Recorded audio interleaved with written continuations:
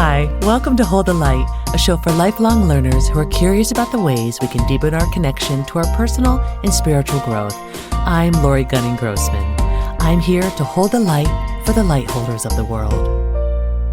If you believe in spirit guides or are curious about spirit guides or even wonder what it's like to connect with loved ones who have crossed over, this episode is for you. So I'm in a community of women where every week we talk about things that are somehow related to the spiritual or personal growth space. No topic or idea is off limits or judged. From energy healers to forensic mediums to equine therapists, we love sharing information about what we've discovered, tried, or heard about. When one friend mentioned that they had a reading with a psychic medium that blew her mind, of course, we all wanted details. This psychic medium is my guest today, Kathy Taylor. Kathy is a fourth-generation medium and has trained under psychic medium Lisa Williams with her International School of Spiritual Development and is certified as a psychic medium. To date, Kathy has done approximately 4,000 private readings working with clients internationally. So at the top of this year, when my friends and I heard that she was reading for a live audience, I decided to fly to New Jersey to see Kathy in person with one of my dear soul sisters, Jen. We were both blown away by what we had witnessed. After the event was over, I knew that I wanted to talk with Kathy here on Hold the Light. And as you hear, this is where we start the conversation. We also talk about how she connects with people and spirit guides on the other side. She shares one of the first lessons she learned about being a psychic medium, and she talks about our teams of spirit guides, what and who they are made up of, and how we can each discover the main players of our own personal teams. And so, without further ado, here's my conversation with psychic medium Kathy Taylor.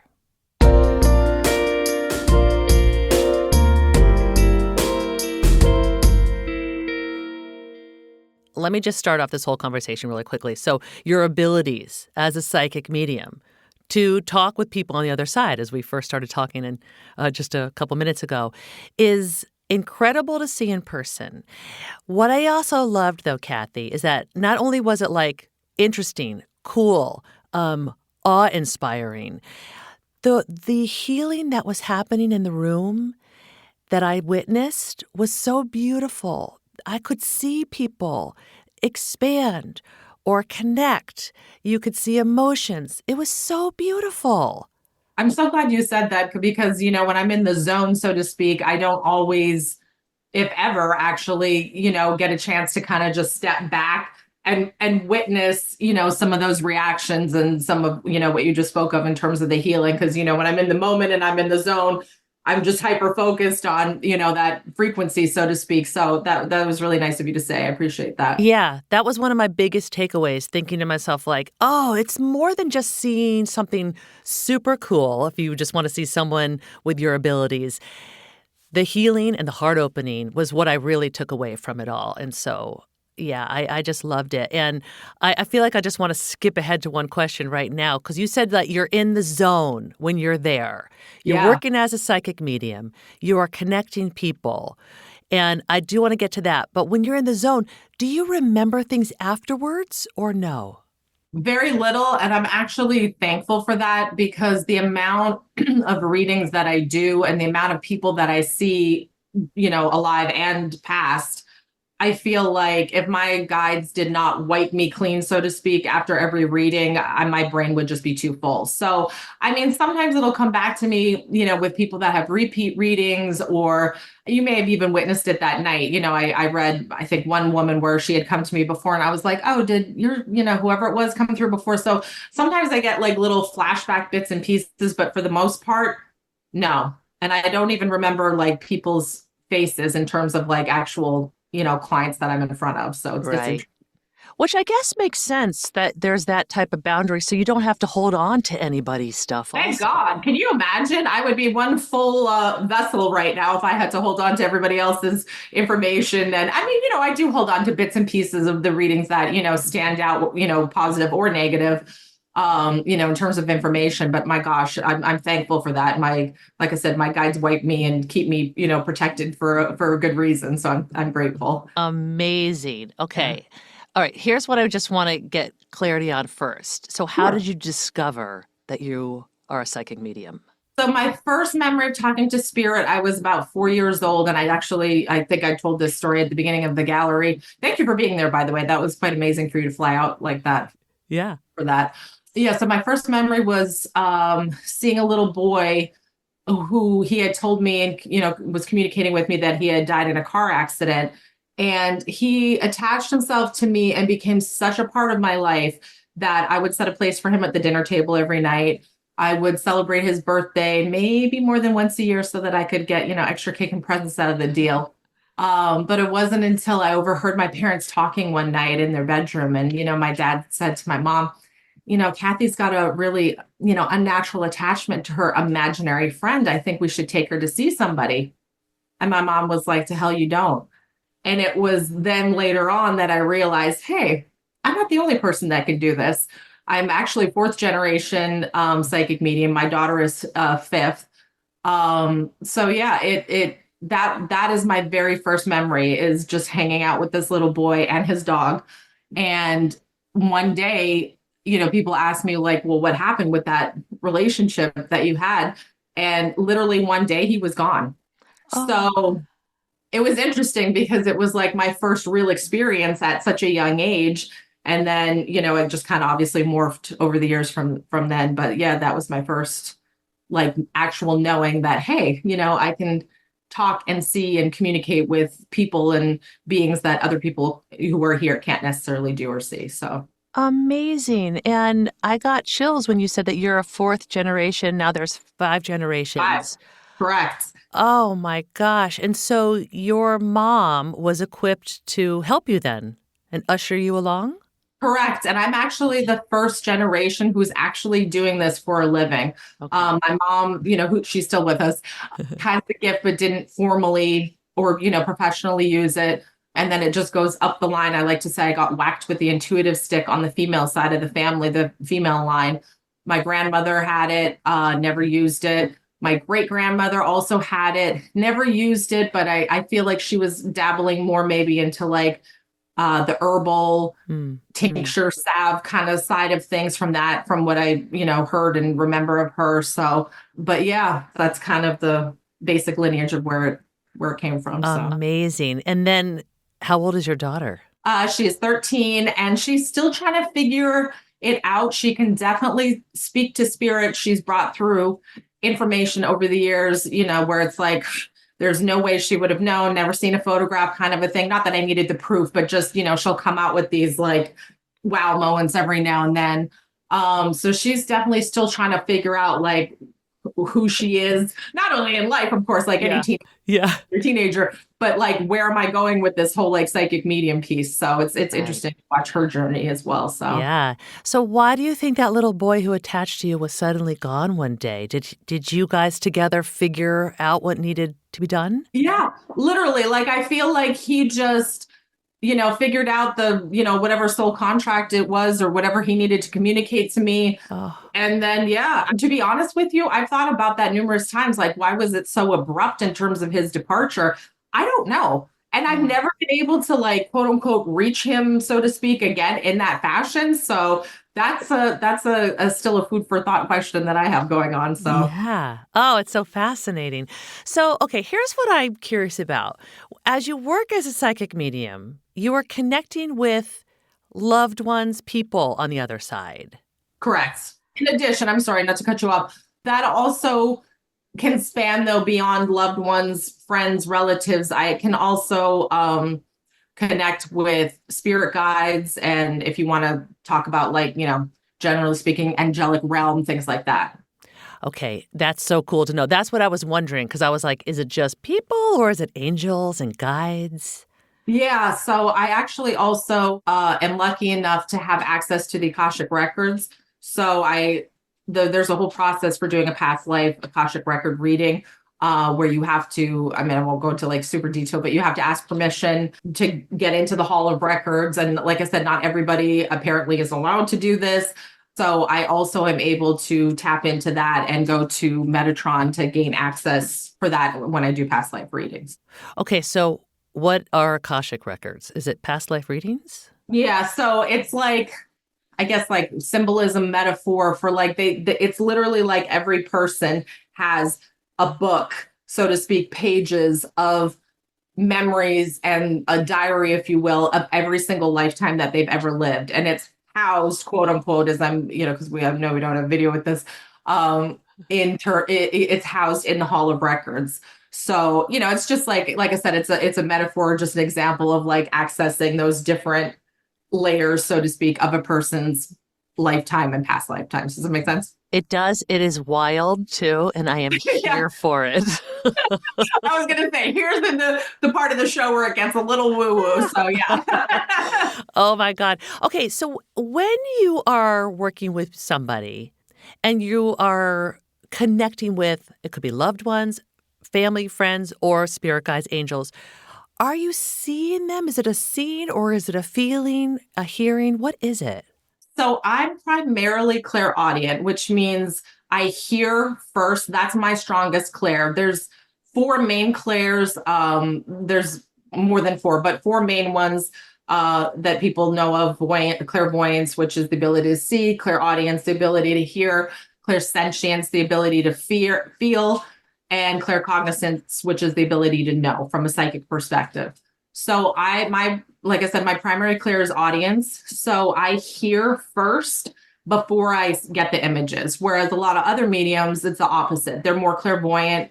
They'll see and get that imagery first and then get the pieces of information. But I often say to my clients, it's literally like somebody puts one of those newscaster earpieces in my ear. I hear them outside of my ear and internally. So it's like I'm coming out with like names and like, conversations and things like of that nature. And then I sometimes get those images where it's like, oh, your grandmother was short or, had brown Yeah. hair, what have you. And are you hearing it in your voice or are you hearing like, hey, hello? No, I hear it in what I'm assuming is Yeah. their voice. Sometimes they talk in a different language because, of course, not everybody is necessarily, Oh. English is their native language. So that's where, my guides will step in and translate for me. So I'm hearing it in their tone and intonation and voice. Oh my Yeah. gosh. As I say that aloud, I'm like, wow, that's kind of wild, actually, now that I voiced that out loud. It's wild. It is wild. And did it scare you at first when you were hearing, like when you heard the boy?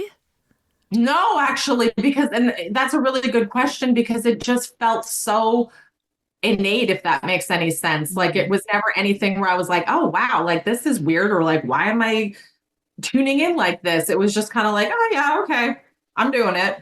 Yeah. And so do you have like some serious boundaries around you so that you're not just like going to the store and you're hearing things in your ear? Absolutely. And, even though I was born with the gift, I am classically trained, which means I did go through classic mediumship training in terms of learning things like you just spoke of. One of the very first lessons that I learned from my mentor and teacher was you need to be, and she used her hands to indicate like an open and closed type of emotion. You have to be open for business or closed for business.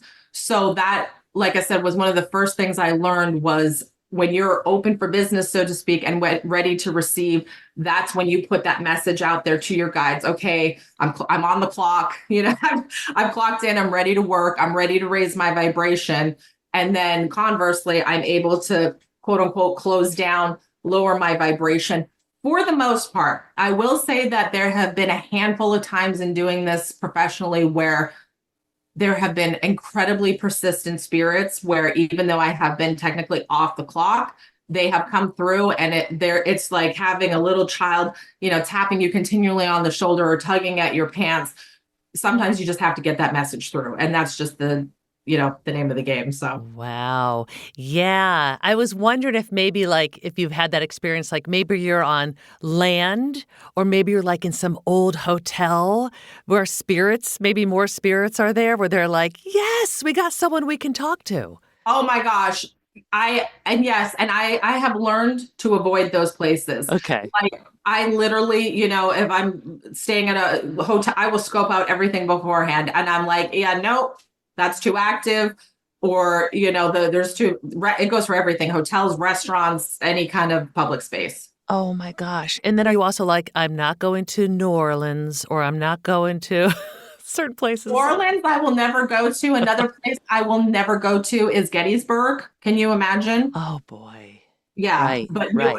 It's funny you say New Orleans because I was having a conversation about this the other day, actually. Yeah, New Orleans is on my no list for that reason. Like I said, Gettysburg. I'm trying to think anything.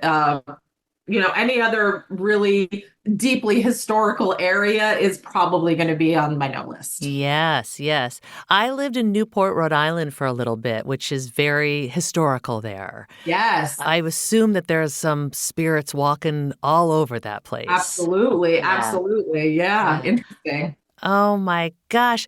Okay, here is what I'm very curious about because you've been doing this for a while. I think I read that you've done at least 4,000 private readings. Estimated, correct. And counting. I think since I wrote that, obviously I've worked since, Yeah. done reading since February. So yes, Yeah. roundabout. Wild. Okay. Or I should say amazing. So I was wondering, and of course you don't have to give like specifics, but has there been a time where you've had a reading that like has really like surprised you or astonished you? Ugh, so many. Oh my gosh. Mm. Yes. And again, like I said before, it's like some of the stuff will stick with me, some of it Oh, doesn't. right. But I Yeah. can tell you actually one without obviously going into like names or specifics. This just happened, I want to say last month. It was very interesting how the connection happened. I had done a reading for a gentleman months prior. I had brought in his son who had passed from complications due to drug use. Mm. And in this man's reading, his son came forward and said, Dad, like you really need to get like something to sit on when you come to the cemetery to visit me. So I said, like, could you get like a bench or something? So he's like, you know what? That's a really good idea because he's buried by a tree. It's kind of like a nice shaded area. He's like, I'm going to do that. So, reading wrapped up, didn't talk to him again, kind of a thing. Weeks pass, and I'm, reading for another client. I just some random woman. And she says to me at the beginning of the reading before we start, she says, I have to tell you how I came to you. And I said, okay, absolutely. So she tells this story of how she had recently lost her husband. She was driving around and she had like one of those meltdown moments like we all experience when it comes to grief. And she's like, I'm bawling my eyes out. And she says, the first thing that I see is this cemetery. So I figure, okay, I'm going to pull off into this cemetery so that I can stop the car and have a good cry and not look weird about it, right? Because cemetery is a good place to have a good cry. So she gets out of the car and she starts walking and she says, I see this man who's eating lunch in the cemetery on a bench. And the man calls her over to the bench and says, hey, like, do you want to sit down with me and like talk? I see you're upset. So she does. She sits down, and this man says, you really need to go to my medium. Mm. She brought in my son and told me to put this bench here. And now I know why, because it was supposed to be a connection point. So, long story short, this woman randomly came upon my client who put the bench in there after his son asked him to during the reading. So, I really truly feel like it was his son that meant to connect this woman, to me so that I could bring through her past husband, but also just to make other connections. So, it was just a beautiful testament to how connection and help can still come about even in the afterlife. This gives me chills. I mean, I've had chills after chills with several of the stories you've already shared from the little boy. What is that like? Do you get chills a lot? What is the chill thing? The chill thing is what I would dub as like just that inner knowing on like a soul DNA cellular level. I just feel like that's our body's way of just signaling to us, hey, you hit on something. Like you're on the right track energetically. Yeah, yeah. Okay, here's what I'm curious about also. So when like you go into a room, I know you have your boundaries up. Do you also sometimes go into a room, maybe you're meeting new people and you're like, I'm going to lower the boundaries because I want to get a reading on what's Oh, happening in here. You absolutely. do. Yeah. Oh, all the time. Absolutely. Yeah. And I'm going to safely say I do that probably every single day. You do. Yeah. That's one of the perks Yeah. of this work is that I can get for the most part, a vibe and a read, on other people or other situations. The caveat here, though, with this is that it doesn't work for me, meaning I don't get very little, if any, information in terms of reading my own life. And that's just, I'm sure, just done out of protection. Oh my gosh. So, okay. So you have your own team of spirit guides, and you know who's on your team? Well, like, are I you do. like, you do? Mhm. Are you able to share about that? Yeah, and they do, like, everybody has a team. Mhm. Everybody has a team of spirit guides. It's usually 5 to 7 guides who, some of them, were literally assigned to you at birth, and then some just rotate or come in and out of your life depending on your needs and depending on what you're going through in your life. So it's not a stagnant, set team of 5 to 7. So right now, one of my newer guides, his name is Raul, Mm. and he was the son. He's not a Googleable one. He's not necessarily, well, not necessarily, he's not an ascended master or anybody like that. But Raul is a very flamboyant show business type of a personality. And in the beginning, I was like, why am I getting this type of guide assigned to me? And then it became clear to me as I was working through everything that I'm headed toward doing more shows, galleries, public speaking, podcasts, things like that. So he's like my hype man. I love this. Yeah. Yeah. Okay. So, okay. Then how could someone like me or anybody listening know who's on their team? I guess also, how can we know who's always on our team? Because you said some people come in and out. Who are like the main players? How do we find this out? Literally, and this is going to sound like a silly answer to your question. You need to ask. People need to ask. Oh, okay. It's literally as simple as that. And what I tell people is, if you are interested and wanting to get to know your guides, like you just said, get to know names, get to know who's on your team, Hmm. and or start to form a relationship with them, the easiest way to do it is get a piece of paper and a pen, or use the note app on your phone if you're more techie inclined. I literally tell people, you don't have to go into like a meditative state. Just get yourself into a quiet space. 5 minutes. If you could do this every day, 5 minutes for 2 weeks, it's Okay. ideal, but I'll tell you why in a second. Get into that quiet space. Literally, you're going to ask your guides, what do I need to know for today? Mm. And you're going to jot down whatever the heck they say. Now, here's where it gets tricky, because the ego wants to like question the information that comes in. The ego wants to analyze. Oh, did I really hear that? Am I really feeling that? They just gave me a color today. Yesterday, they gave me a sentence. Today, it's only one word. If you or anybody else can kind of just detach from that and just write down whatever comes in, if you're able to stick with this and do this for 2 weeks minimum, I promise you'll go back in and read your notes, and you'll start to see this pattern in terms of the message that your guides are trying to convey to you, and who they are and what they're all about. And why the 2 weeks? Is that just to get like in the habit of doing this? Correct. It seems to be like the magic number, so to speak, in order to get enough information, just in how I've done it anyways, and how, and I've told other people to do it. It just seems to be that good amount of time where you can finally just start to see a pattern. I mean, if you can go longer than 2 weeks, awesome. But minimum, just to kind of, like I said, get into the rhythm of it. Oh, it's so good. So, and this is the way that we can connect with our team.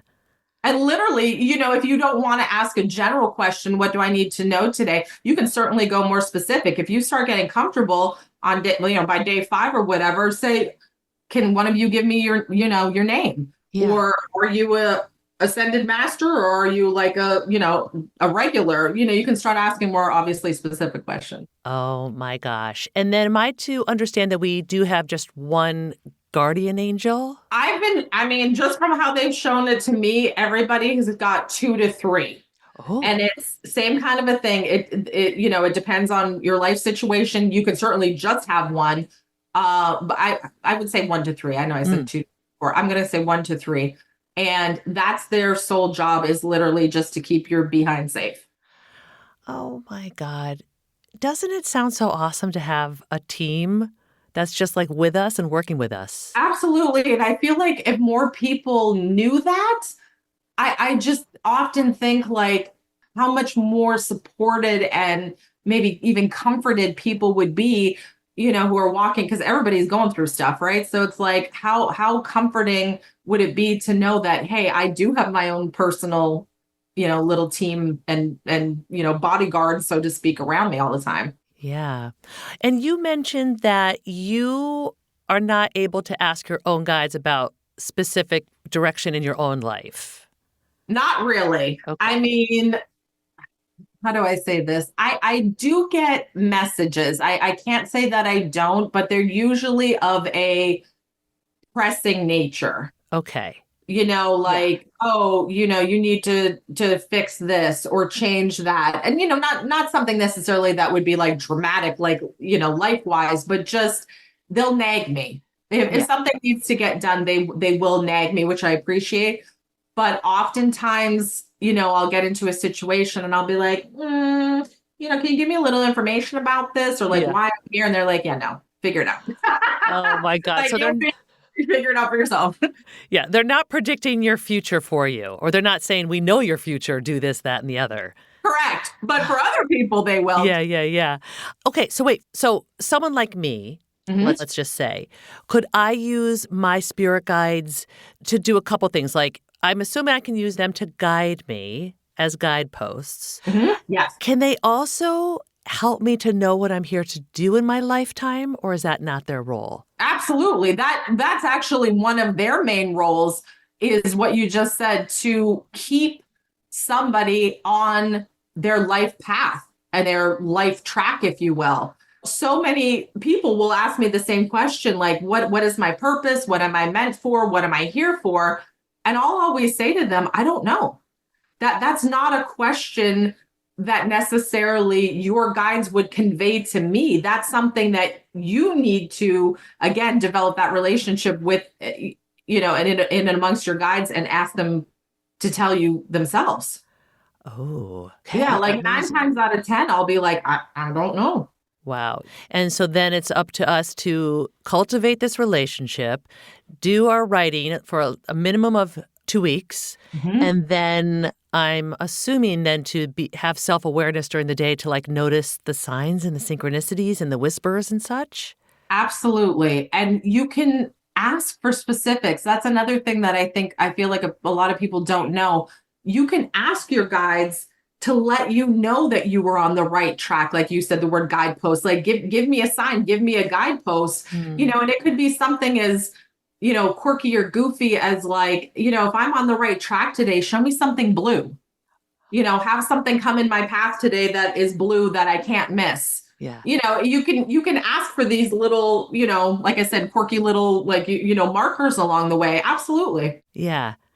I love that you just said ask for blue because I was testing this out the other day because I really love this idea and I love what you do, Kathy, and just the idea that there are a team of spirit guides out there working on our behalf, walking with us through life. It sounds so beautiful and comforting. And for me, it's just about doing what you had said, like doing the habit of connecting with them. So I did test out a thing the other day where I asked for a blue light. And Oh, yeah, and you just mentioned blue, by the way.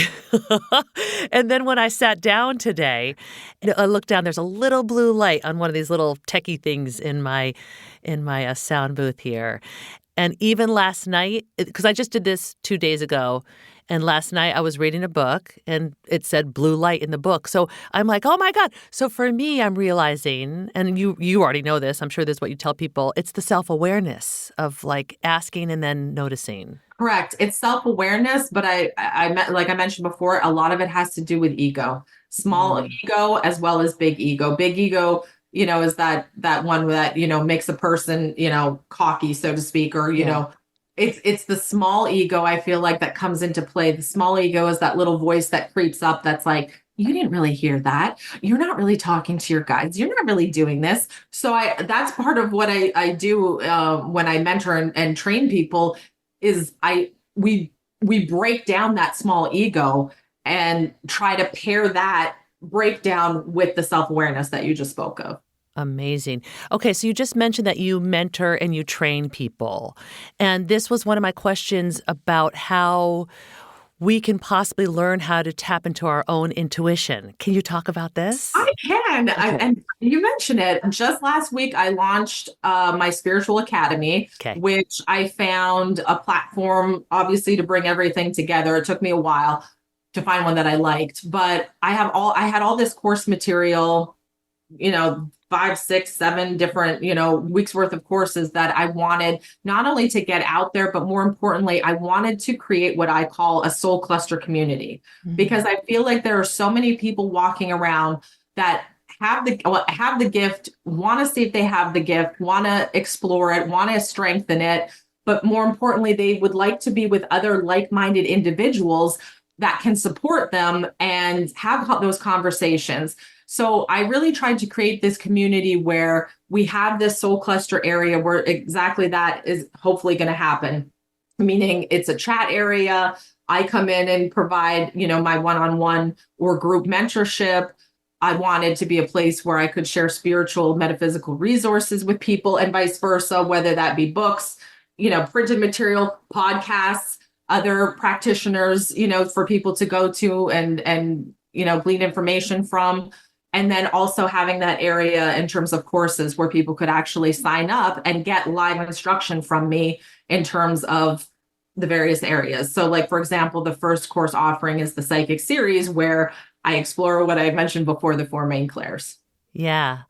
The idea of a soul cluster, that sounds so lovely. I love that name. Yeah, Yes. I wanted it, like I said, to just be this safe space where it's like, hey, because let's be honest, if somebody comes and says, oh, I'm hearing voices, what's the first thing somebody's going to go to? Like, oh, okay, have you, sought out some kind of, mental help? So, yeah, I just wanted it to be this place where everybody could just explore and support one another. It's so wonderful because community is so huge. We all want to connect with like-minded people who have like similar interests, something like this. Incredible. Love it. What is it called again? Hello from Above Spiritual Academy. Ooh. Okay. So then another question is, if someone, before they may join your spiritual academy, Yes. and they're doing their 2 weeks every day, connected with their angel guides, is there one other just like practical thing that you would suggest to somebody about tapping into their intuition, like today, what they could do? If they did, okay, that's a good question. I would say, not to beat a dead horse, but definitely work on beating down that small ego in terms of trusting yourself when you are trying to tap into your intuition. The other thing that I could suggest would be lifestyle in terms of diet. There's certain requirements that I've just found that work and don't work in terms of trying to connect from a spiritual, energetic aspect, as well as other lifestyle things in terms of electronic use, TV use. I don't know how specific you want me to get into it, but I would say lifestyle check. Okay. What's one diet thing? Don't drink alcohol? No. Okay. I paused there for a second. It's funny you mentioned alcohol, because alcohol can be a funny thing when it comes to energy. It can go both ways depending on the person's makeup, meaning I've seen people that have been able to more successfully raise their vibration when they've had a glass of wine as opposed to not. So alcohol is kind of a gray area. I mean, obviously you don't want to go overboard and be like completely trash, because, you're not going to be able to connect it at any rate. Actually, I'll give you 2 dietary things. Dairy is notoriously horrible for when it comes to trying to connect and maintain a connection in terms of a psychic or medium connection. I don't know why. It just energetically seems to sit heavy on the body for everybody. So I always suggest lovingly for people to avoid or at least attempt to cut down on dairy when they're going through this process. The second thing would be careful use of red meat, because red meat is incredibly grounding, obviously from the inside out. So just to use me as an example, I would never have a steak before I do a gallery. That would just ground me internally. It would be a real struggle, honestly, to try to connect. So just use that as like a dietary example.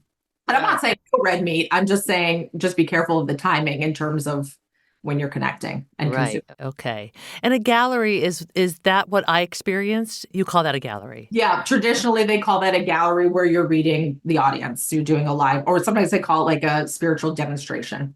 Oh my gosh. Well, I thoroughly recommend everyone go check you out whenever you are doing live events. Yeah, it sounds like now that you're working with Raul, your Yes. spirit guide, who's like a little showy, you're going to be... He's my hype man, my showman. Yes, I'm actually going to be at Drew University, the concert hall at Drew University next, oh my gosh, Saturday, April 27th, for another gallery. So I'm actually doing my first theater. So that's going to be really exciting. Amazing. Okay.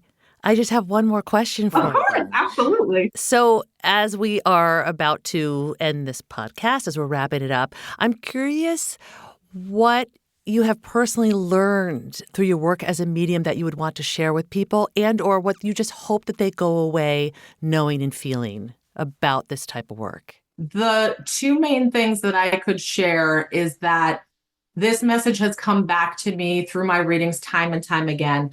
The secret to life they have shared is that it truly does not matter so much who you love or what you love when you're earthside. What the secret to life is how much you love, how deep and how freely you love. That message has come through literally hundreds of times in terms of people that have like, hey, you want to know like something I learned, since crossing over into this dimension, that has come through numerous times. And every time I hear that, it is even more beautiful than the time I heard it before, right? Like so simple, but so profound. So that would be one thing. The other thing that I have learned is that energy from like a scientific, if you want to talk physics perspective, energy truly does not die.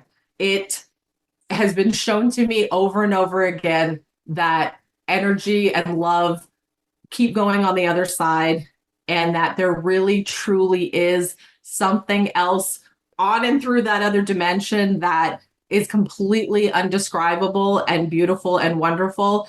And I'll say to you, like, I've got a lot left here to do. I don't want to go anytime soon. But for somebody personally, and maybe this could, speak to someone else out there who's listening, if you're afraid to die, I cannot stress enough how that fear has just evaporated over the years in doing this work. There is just this indescribable dimension over there. And I can only obviously see so much because then I would be over there. Right. But I would truly try to tell people there's nothing to be afraid of. Gorgeous. That is beautiful. It's life affirming. It's afterlife affirming. It is. It's really beautiful. God, that makes me so happy to hear too. Right? Like, yeah. And as simple as that sounds, it just hopefully will resonate, with not only you, but with the listeners. Like it really is as simple as that. So beautiful. Kathy, what a gift you are. No, please. It's my honor. Like I say, I'm just doing, what Spirit wants me to do. So it's an absolute honor and a pleasure to be doing this work and to be talking about it with somebody like yourself. So thank you for having me on. And I can't thank you enough. I'm really appreciative. Oh, thank you so much too. Absolutely. This has been a delight for me. I just love Kathy's suggestion to write to our spirit guides and ask what they would like for us to know today. This is an automatic writing practice I've been doing recently. And you guys, it's surprising what comes out on the page. I highly recommend this tool as a way to create a deeper connection with your guides. Also, it's just fun. So to learn more about Kathy, such as how you can have an individual reading with her or how to join her spiritual academy, visit hellofromabove.com or find her on Instagram at mediumktay. I have all of this information in our show notes too, with links. Thank you for listening to Hold the Light. For more information about this episode and the topics discussed, visit our show notes or find more at holdthelightcollective.com or on Instagram at holdthelightcollective. This podcast is produced by me, Lori Gunning-Grossman. Jonathan Grossman is our co-producer and all-around sound guru. He also wrote the original music. This podcast is recorded and mixed at Night Shift Audio in Los Angeles, California. Finally, if you like the show, Please rate, review, and share it with a friend. Let's share the light with each other.